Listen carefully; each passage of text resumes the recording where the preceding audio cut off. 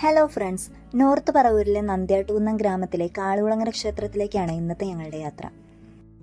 അവിടുത്തെ മഹോത്സവത്തോടനുബന്ധിച്ച് പൊങ്കാലയിടുന്നതിനായിട്ടാണ് ഞങ്ങൾ അവിടെ പോകുന്നത്. ഉത്സവം കൊടിയേറി 41 ദിവസം വരെ അവിടെ പൊങ്കാലയിടുന്ന ചടങ്ങുണ്ടാവാറുണ്ട്. കുംഭം 12-ന് വലിയ വിളക്കോടുകൂടി സമാപനം. പൊങ്കാലയിടൽ പോലെ തന്നെ പ്രാധാന്യമുള്ള മറ്റൊരു വഴിപാടാണ് തെണ്ടു ചുടുന്നത്. രോഗശാന്തിക്ക് വേണ്ടിയാണ് അങ്ങനെ ചെയ്യുന്നത്. മുടി വളരുന്നതിനായിട്ട് ചൂല് ഇവിടെ സമർപ്പിക്കുന്ന ഒരു വഴിപാട് കൂടിയുണ്ട്.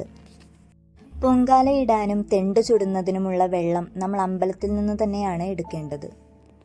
നമ്മൾ കൊണ്ടുചെല്ലുന്ന അരിയുടെ ഒരു ചെറിയ വിഹിതം അവിടെ അമ്പലത്തിൽ സമർപ്പിച്ചിട്ട് കലം പൂജിച്ചിട്ട് വേണം നമ്മൾ പൊങ്കാലയിട്ട് തുടങ്ങാൻ.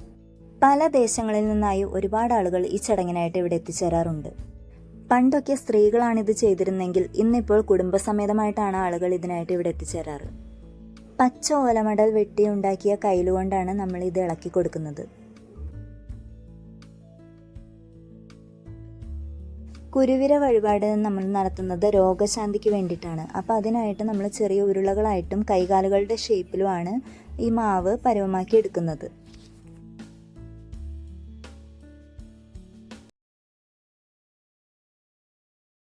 കുംഭം 12-ന് ബ്രഹ്മമുഹൂർത്തത്തിൽ വലിയ വിളക്കെഴുന്നള്ളിപ്പോടുകൂടി ഉത്സവം പരിസമാപ്തിയിലാവുകയാണ്. പഗോഡ ആകൃതിയിൽ 7 നിലകളിലായിട്ടാണ് ഈ വലിയ വിളക്ക് നിർമ്മിക്കുന്നത്. 9 മുതൽ 11 പ്രാവശ്യം വരെ ഈ വലിയ വിളക്കുമായി ജനങ്ങൾ അമ്പലത്തിനു ചുറ്റും മേളത്തിൻ്റെയും പ്രാർത്ഥനകളുടെയും അകമ്പടികളോടെ പ്രദക്ഷിണം ചെയ്യും.